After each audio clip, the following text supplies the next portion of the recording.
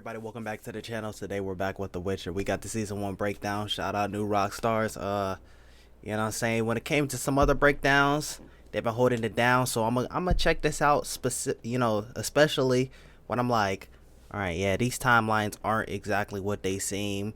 I was gonna make a reference to something else, but you know what I'm saying? I mean, I don't want to go ahead and spoil that show. But before you get into this, make sure you thumbs up and subscribe, and let's get it. Welcome back to New Rockstars. I'm Danny Prakaski, and I hope you have a coin at the ready for a tossin', because we're talking about The Witcher today. No, sir. This new Netflix series has a ton of lore, lots of rich backstory, going into like centuries of kingdoms rising and falling. So if there were little political details or timeline confusions, we're gonna clear up anything that you missed. That's what we're here for. Spoiler warning, not only am I gonna break down everything from this first season, but I'll also go into where the series might be headed for later seasons. All right, let's start with episode Don't go 1, too crazy, bro. The End's Beginning. It's based on the original short story by Andrzej Sapkowski, that's how I think it's pronounced, The Lesser Evil. We meet Geralt, the Witcher, in the midst of a battle with a Kikimora, a monster from real Slavic folklore, traditionally an evil female domestic spirit. He rides into Blaviken to try to collect a monster bounty, but finds the town unfriendly to Witchers, except for Renfri and Marilka. Renfri shows him kindness, and with the line, "More and more I find monsters wherever I go."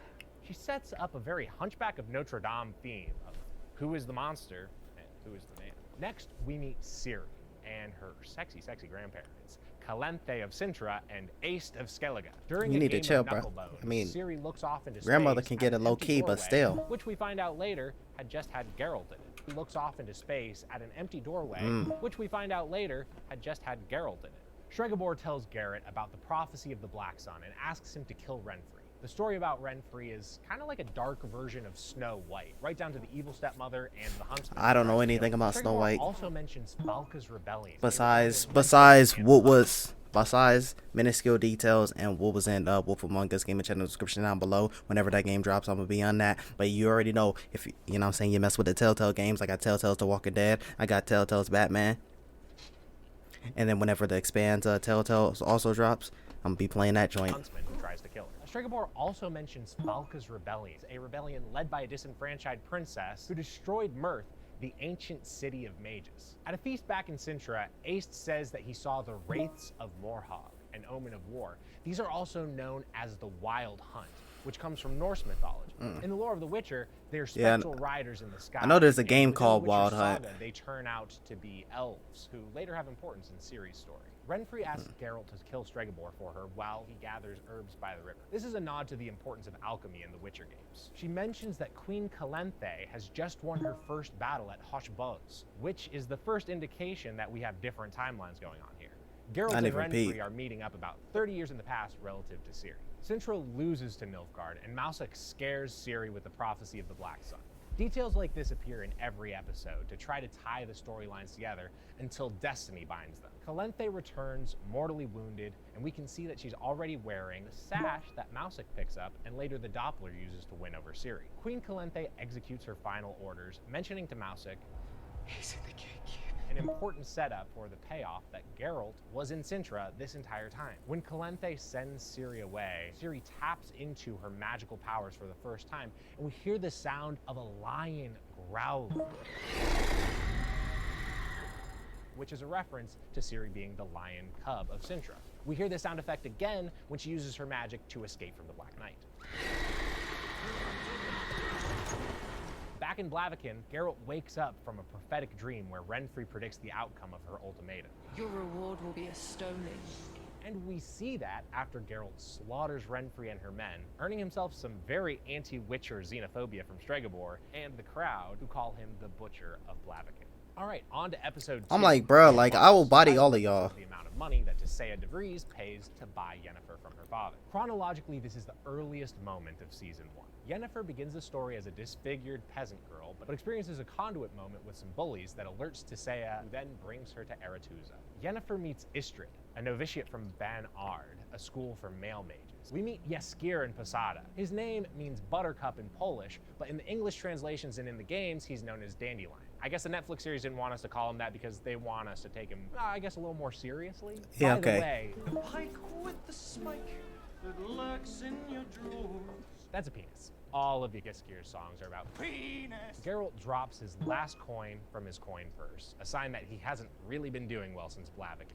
Not a great moniker to have over his head. Yennefer attends a magic lesson where we first meet her cohort at Aretuza, including Fringilla and Sabrina. Fringilla learns a brutal lesson that magic requires sacrifice, a lesson she carries forward into her equally brutal career. While Yennefer works on lifting her rock, she tries eating her flower, imitating what she saw from Istrid. Tissaia notices this and says, Sometimes a flower is just a flower. this might be where Tissaia first suspects that Yennefer is connected with Istrid. After meeting Dara in the woods, Cirilla meets up with a family of racist Cintran refugees who bring up Filavandrel's uprising and general anti-elf sentiments. This keeps Ciri's storyline connected with Geralt's because Geralt later meets Filavandrel. This family also has a half-elf servant, which is exactly the fate Filavandrel predicts for half-elves. Geralt and Jaskier go to Dol Vlathana and have an encounter with Torque the Sylvan, who the locals have been mistaken for a devil. Did your mother a snowman? Jaskier learns the truth about elves being forced out of Dol Vlathana in a scene that plays out a lot like a high school student learning about the true history of Thanksgiving. Filavandrel tells the truth about the Great Cleansing, which comes up again later between Istrid and Yennefer. After a lightning-catching trial, Yennefer reveals to Istrid that she's 1/4 elf, and her father was killed in the Great Cleansing. Istrid teaches her how to use Fenwood to summon untraceable portals, and they both report back to their teachers about what they learned. Friggin' narcs. Jaskier composes Toss a Coin for Your Witcher, ignoring Banker. everything he just learned. Yennefer learns what really powers Aretuza, eel slaves, which is kind of messed up. In episode 3, Betrayer Moon, based on the story titled simply The Witcher, we meet a different Witcher in Temeria. This Witcher is introduced while smoking, foreshadowing his death in a smokehouse as he fights the Vukodlak, or werewolf. Well, what they think is a Vukodlak. The symbol for this episode is the Striga's claw, but it also resembles the amphora from episode 5. The Striga emerges from the vessel of her mother's womb. Geralt passes a sign that says, Temeria, realm of monsters and cowards, with a picture of a donkey wearing a crown. This is really similar to King Midas from Greek mythology, who's cursed to have an ass's ears. The miners mention the usurper of Nilfgaard, which places this story after what's going on in the Yennefer episode, because in her story, Fergus is still king of Nilfgaard. In Aretuza, Yen and Istrid talk about their future assignments. Istrid is supposed to go to Temeria, and Yen to Ader. We learn that the girls are magically made pretty, but the Bannard boys don't have to be, hence Stregobor. The mage Triss Marigold brings Geralt back to the castle, and we learn that the monster is actually a Striga. Geralt suspects the King Foltest of committing incest with his sister, an accusation that gets Geralt thrown out once more. In Yeah, they would. Stregobor uses his knowledge They try to do that if they want but to. get her sent to Nilfgaard instead of Ader. In this conversation, we also learn that Calanthe is not yet Queen of Cintra, so Yennefer's storyline is the earliest chronologically. Geralt and Triss find letters in a music box that confirm the unfortunate incest theory, and Tissaia meets younger versions of Foltest and Ada. Yeah. And yeah, he's already got a crush on her. Gross. Geralt finally finds out from Lord Ostrid what he did to curse Ada and her child, and while he fights this overgrown abortion, Yennefer has her own uterus completely removed. On to episode 4 of Banquets, Bastards, and Burials. This one is based on a matter of price for Geralt stuff, and Sword of Destiny for That episode title, price. I remember Episode 4 of Banquet. it reminded me of, what was it, like season 1, like episode 3 of Game of Thrones was like bastards, dwarfs and broken some shit, I don't remember. It's Bastards and Burials. This one is based on a matter of price for Geralt stuff, and Only reason Sword I of didn't say Destiny anything is because I made a comment. I was just like, I didn't like long episode titles because I was trying to fit it within my title of my video. But you know, since I don't do that anymore, unless like I'm reacting to the show as it's going on. Series stuff. Jaskier asks for Geralt's help at a feast in Cintra because he's pissed off one too many lords by cuckolding them. Geralt meets up with his old friend Mausik at this feast, and he learns that Calanthe is trying to marry her daughter off in order to secure a strong alliance with the kingdom of Skellige, where her future husband Aist turns out to be from. We go to the Brokilon forest with Ciri, and there are surprisingly few bros in Brokilon. There are dryads there, and they explain to Ciri the history of men destroying what existed on the continent before them, including forests like Brokilon and including families of elves like Dara's. Geralt gets tied up deeper and deeper into the politics of this feast, and hey, fun fact, manticores only have one stinger. Yennefer has been at court for 30 years now. She escorts Queen Callus of Aedirn, whom she resents for being a childbearing vessel, but unfortunately for Callus, those kids aren't male, so the king sends an assassin and a hell monster after them to kill her. Jaskier sings another song about his horn which rises in the morn, and Calanthe talks to Geralt about how she resents male tradition. The feast is interrupted by Lord Urchion of Erlenwald, or Duny, but this guy's got a lot of aliases, we might learn more about that later, who claims the law of surprise, in which favors, like saving a life, are repaid by that which you have, but do not know you have. In this case, the late King Rugner's future daughter, Pavetta. Yennefer attempts to save Queen Callus's baby, but just I as she still don't tries to understand get that, to but her I point of guess. safety, the assassin throws a knife that cuts straight through her and kills the baby. Ciri has a nightmare where she has literal blood on her hands as she watches elves have their ears cut off. This prompts her to drink the water of Brokilon so that she can forget the past of her family.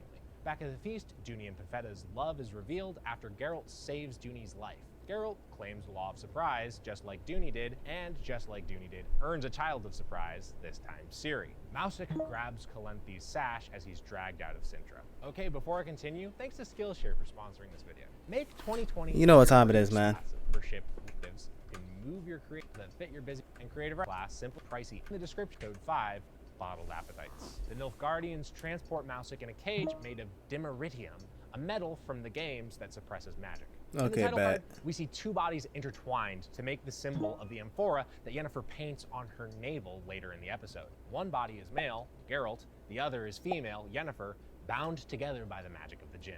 Yennefer seeks fertility treatments, and she's surrounded by hourglasses as she tries to turn back the clock. In order to make money for her treatments, she sets up her own sorcery shop with lots of overturned horseshoes around.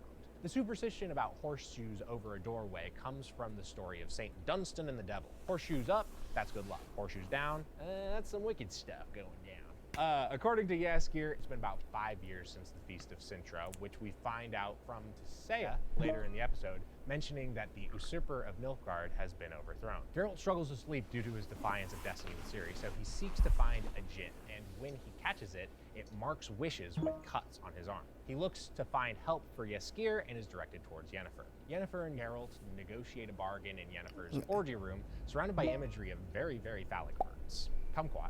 Yennefer cures Jaskier in exchange for Geralt's company, and Best she finally episode ever, succeeds man. in enchanting him after For distracting him reasons. with the scent of lilac and gooseberries. This is a reference to the name of a quest in the Witcher 3 game. Yennefer tries to capture the djinn, but Geralt saves her with his final wish by asking for something that will bind her destiny with his, and now that he's playing with destiny instead of against it, Geralt finally gets a good night's rest. Doppler Mausik shows up in Brokilon to pick up Cirilla, and the credits roll with the song The Last Rose of Sintra. The lyrics of this song echo the notion that the Queen of the Dryads passed along to Ciri about the Sword of Destiny having two edges. It says her path could lead to happiness or the end of times for all. Now let's move on to episode 6, Rare Species. Geralt joins a dragon hunt with Borch 3 jackdaws and his traveling companions, Taya and Bea. Yeah, break who this ask him down to for me join the too. quest. They explain at a tavern that they're supposed to hunt a dragon in front of a fireplace that looks just like the gaping maw of a dragon with fire inside.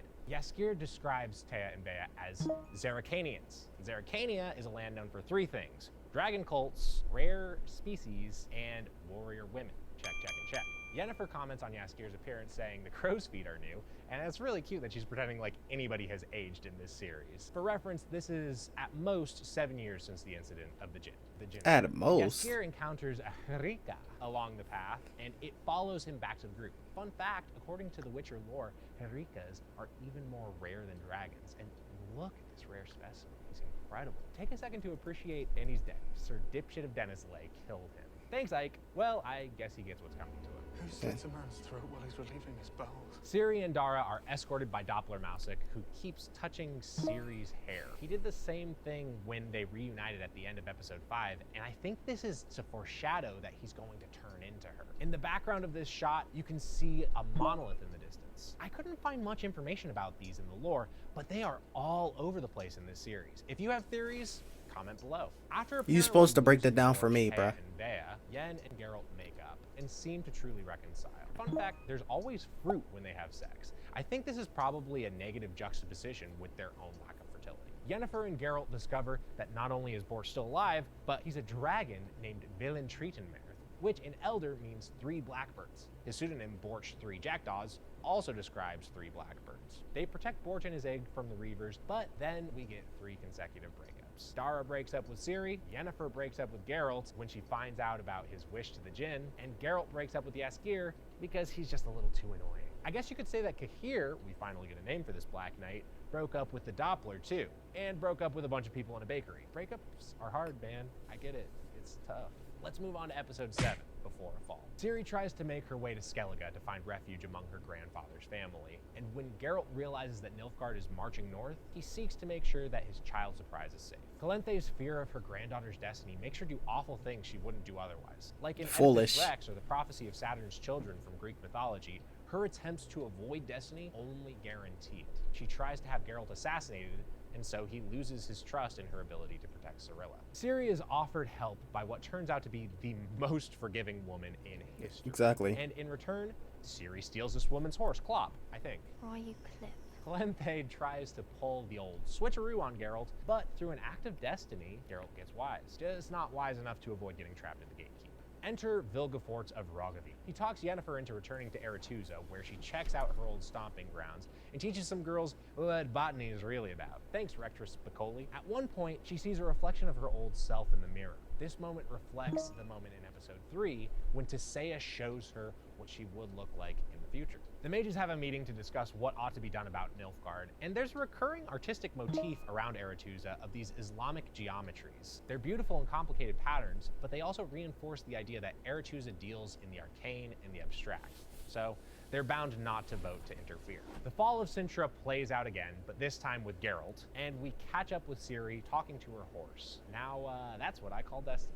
I talked to my horse. Ciri's attacked by some ragtag Cintrans, and her magical powers activate. We end the 2nd episode in a row with this prophecy about the axe and the sword. This is Ithlin's prophecy. Ithlin was an elven prophetess who predicted the end of times in an ice age and a bloodbath. Fun lady. And finally, we get to episode 8.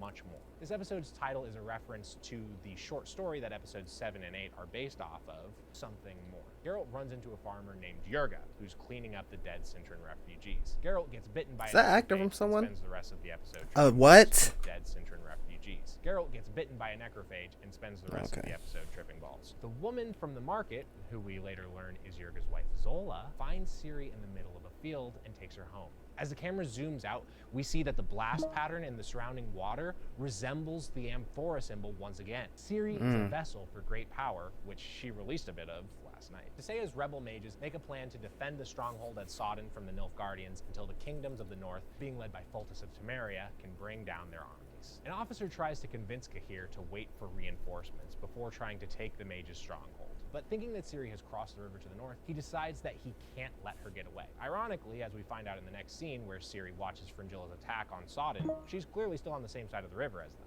We get to see a lot of cool fighting between mages, but I want to zoom in on these 2 items that Fringilla summons. One is a nifty box of mind control worms, but the other, a little bit harder to track through the battle, is a bag of Dimeridium, which Fringilla uses to incapacitate Tissaya's powers. Okay.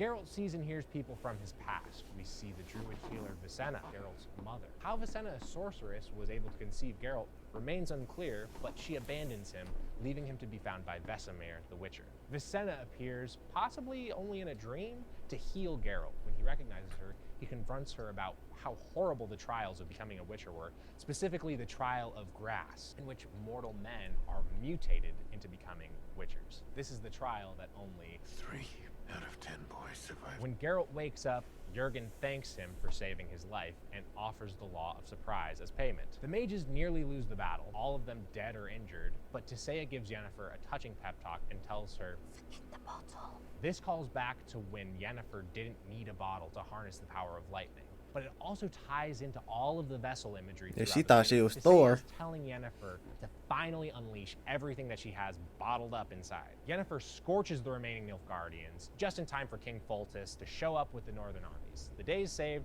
but Yennefer has disappeared. The following morning, Geralt and Ciri finally reunite, running into each other's arms, But with a continent at war and 5 novels left to explore, this is hardly a 5 novels, Comment below with golly. your thoughts, and you can follow me on Twitter and Instagram. Golly. I'm not even about to look at the comments. The comments are gonna be like, oh, I can't wait for them to show blah blah blah's death in season 2. It's just like, bro, what the fuck, dude? But yeah. Alright, this is gonna be my last, Witcher for a little bit. You know what I'm saying? I gotta wait and see how the reaction is to this. Not my reaction, but like your reaction to my reaction. That's it, I guess. But if you liked the video, I'm sure you drop like, subscribe, share with your friends. Stay tuned for the next one. It's been Reaction by the World's Coolest Nerd, and I'm out. Peace.